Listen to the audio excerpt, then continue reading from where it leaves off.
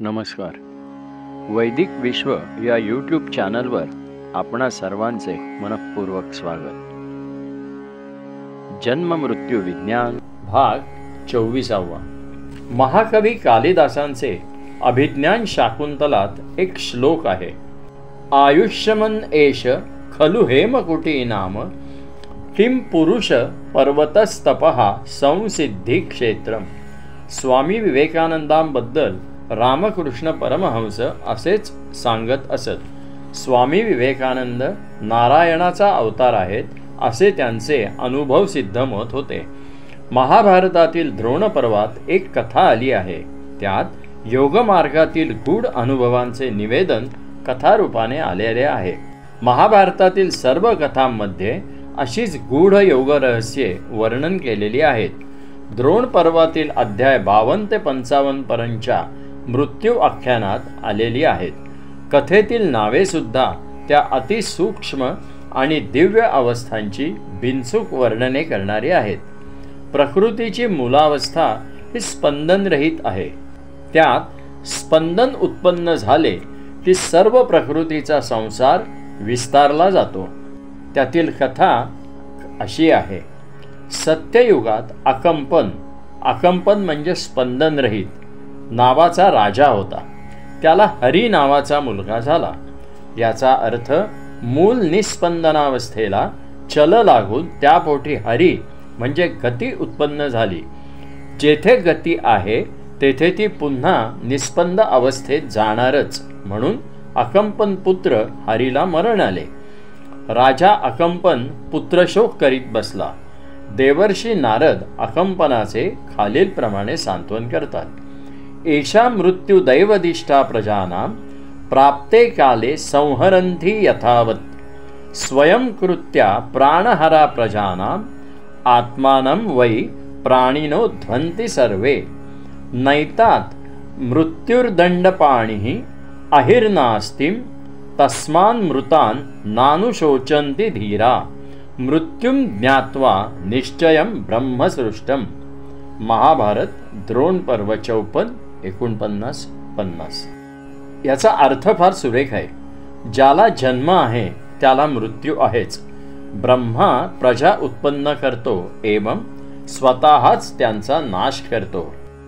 त्याकरिता यम व मृत्यूदंडासारख्याची कल्पना करण्याची आवश्यकता नाही. मृत्यू हा निश्चयाने ब्रह्माने उत्पन्न केला असल्यामुळे धीर पुरुषाने शोक करू नये. ब्रह्मा प्राण्यांच्या रूपाने स्वतःच विध्वंस करतो. यातील अकंपन राजा म्हणजे प्रकृतीची मूल अवस्थाच होय. त्यालाच थोड्याफार फरकाने महाकारणदेह असे म्हणता येईल.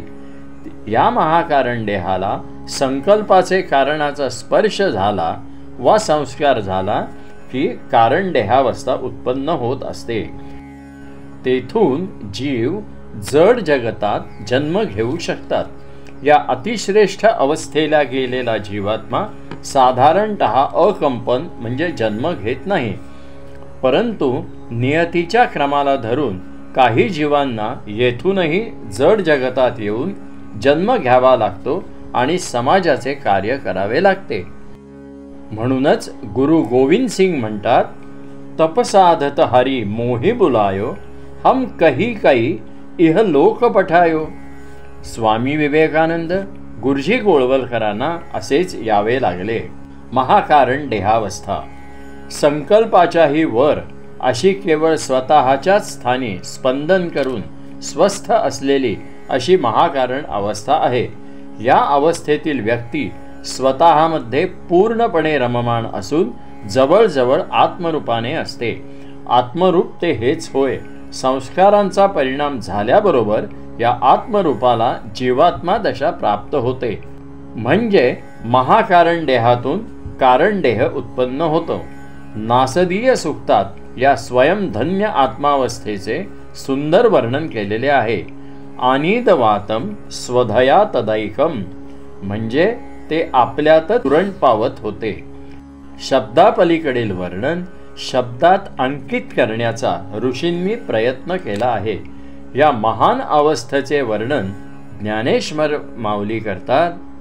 अवघे विश्वची माझे घर, ऐसी जयाची मती स्थिर, किंबहुना चराचर आपणची झाला. ही केवळ अवस्था आहे. मुक्ती मिळवण्याकरता याही स्वयंस्पंदनात्मक केवल अवस्थेचा त्याग करावा लागतो. मगच शून्यत्व लाभते. त्या शून्य अवस्थेतून मग परत येणे नाही. गीता सांगते, यद्गत्वा न निवर्तन्ते तद्धाम परमं मम. संत तुकाराम महाराज म्हणतात, तुका म्हणे, न ये परते तुझ्या दर्शने मागुते. परंतु असली अवस्थारहित अवस्था फारच थोड्यांना प्राप्त होते. बरेच जीवात्मे कारण देहापर्यंत येऊन सूक्ष्म गहन कारणास्तव पुन्हा केव्हा तरी जड जगतात जन्म घेतात. त्या अवस्थेचेही वर्णन गीतेने केलेले आहे. प्रकृतीं स्वामवष्टभ्य विसृजामि पुनः पुनः, भूतग्राममिमं कृत्स्न मम वशं प्रकृतेर्वशात्. अध्याय 8-9. या प्रकारच्या सूक्ष्मतर देहावस्थेचे अनुभव अतिशय दिव्य आणि आनंददायक असतात. परंतु वरिष्ठ आनंद खालील अवस्थेचा म्हणजेच देहांचा मृत्यू झाल्याशिवाय येत नाही. यातील मृत्यू याचा अर्थ मायातीत होणे असा आहे. खऱ्या अर्थाने चारी देहांना मरण आल्यास तो जीवात्मा आत्मदशेत जाऊन परमात्म स्वरूप बनतो.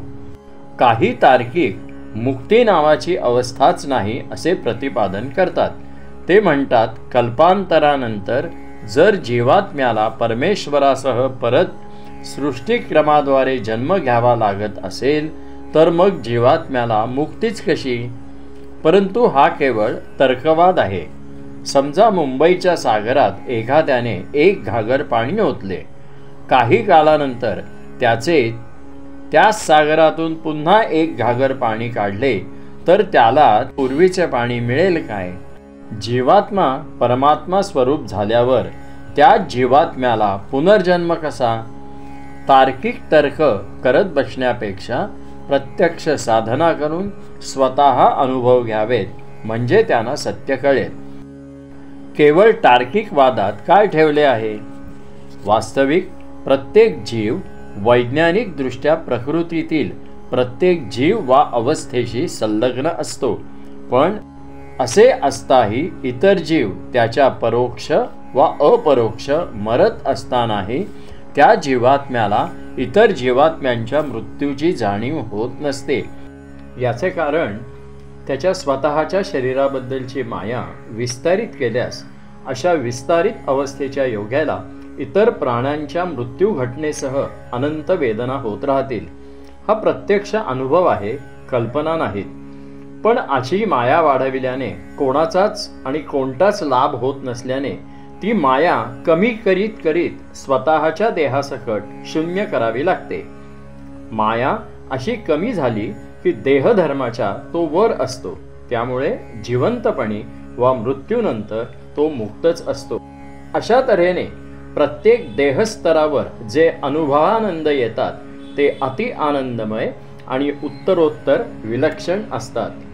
नचिकेतसाप्रमाणे मृत्यूवर विजय प्राप्त करून त्या पलीकडील दिव्य अनुभव घेणारा व आनंदाच्या दिव्य अतिदिव्य अवस्था अनुभवणारा साधकच मृत्युंजय असतो. जड जीवनातील कोणत्याही परावलंबी एवं भंगूर आनंदापेक्षा वरील आनंदानुभव दिव्य असतात. त्यांची परस्पर तुलना होणे मोठे कठीण आहे. सुखम आत्यंतिकम एवढेच त्याचे वर्णन करता येईल. येथील जीवन दिव्य, विशाल एवं आनंदमय असते. परंतु त्याकरिता अधिकाधिक कष्ट उपसावे लागतात आणि सतत चिकाटीने दिव्यतर अनुभव घ्यावे लागतात. ज्यांची इच्छा असेल त्यांना त्या मार्गातील योग्य गुरु मिळतात व त्यांची प्रगती होत राहते. गुरुकृपा त्याकरिता अतिशय आवश्यक आहे. असल्या गुरुकृपेचे वर्णन संत वारंवार करतात. सद्गुरु वाचोनी सापडेना सोय. धन्यवाद. पुन्हा भेटूया पुढच्या भागात.